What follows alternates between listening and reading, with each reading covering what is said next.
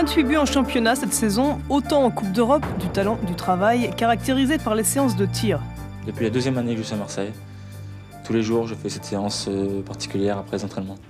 Il y avait un besoin parce que je m'apercevais que je manquais tout ce que je voulais, même les cages, même les tribunes des fois, donc il fallait remédier à ça. Et Gérard Banide a commencé avec Gérard Gillet à me faire travailler. Et puis j'ai trouvé ça amusant, j'ai trouvé ça super après les entraînements. Ça me permettait de me calmer, ça me permettait de travailler et puis surtout ça me permettait de m'amuser. Donc j'ai continué et puis maintenant ça se fait tout naturellement. Et maintenant tout le monde me suit, même ceux qui n'en ont pas besoin, et c'est pas plus mal.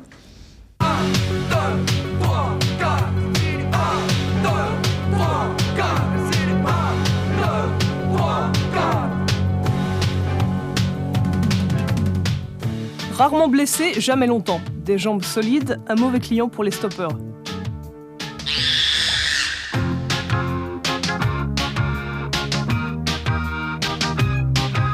Quand on joue franc jeu avec le défenseur, je crois que là on risque pas, et ni lui et moi je risque pas de me blesser. Celui qui a peur, c'est celui qui se blesse le plus. Une résistance hors pair, de l'énergie à revendre. La sieste, je l'ai jamais faite depuis que je suis bébé. Je crois que très jeune, je dormais jamais l'après-midi. Et puis depuis que je suis footballeur professionnel, à part quand vraiment je suis très fatigué, mais autrement, jamais je dors. Chacun se connaît et je crois que moi j'ai besoin effectivement d'en faire beaucoup plus, mais bon, jamais aller me promener parce que ça me permet de penser à autre chose, c'est tout. Plus, ça veut dire aussi plus de sport? Oui, plus de sport. Moi, il m'est arrivé la veille des matchs de me sentir fatigué et d'aller faire un tennis. Ça m'arrive quelquefois. Vous avez la sensation d'être le meilleur joueur du monde à l'heure actuelle? Non, absolument pas. Faut arrêter de dire des conneries. Je crois que qui peut se vanter d'être le meilleur joueur du monde? Personne. 91-92, vous vivez un rêve là? Oui, un grand rêve. Un grand rêve. Enfin, j'ai eu tout ce que je pouvais espérer. Je crois que j'étais pour la 4e fois champion de France. Je suis qualifié pour la demi-finale de la Coupe de France. C'est jamais ce qui arrivera. J'ai encore fini meilleur buteur. J'étais Ballon d'Or.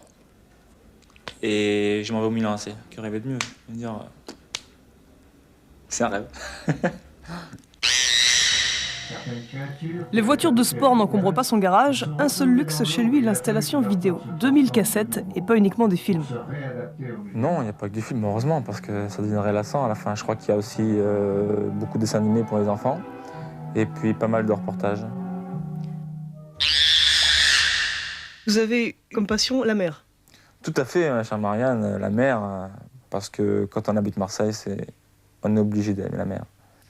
Et ça se manifeste comment? Qu'est-ce que vous faites? Je vais nager, quelquefois, et j'ai plongé. Alors la plongée, c'est venu comment? C'est venu lors d'un stage avec l'OM à Tahiti.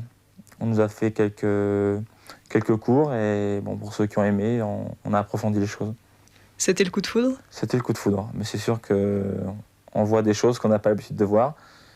Et puis il y a ce silence, il y a cette beauté parce qu'en dessous c'est magnifique et ça, je crois qu'il faut connaître un peu tout ça. Si vous aviez un rêve à faire par rapport au monde marin? Aller plonger avec des dauphins.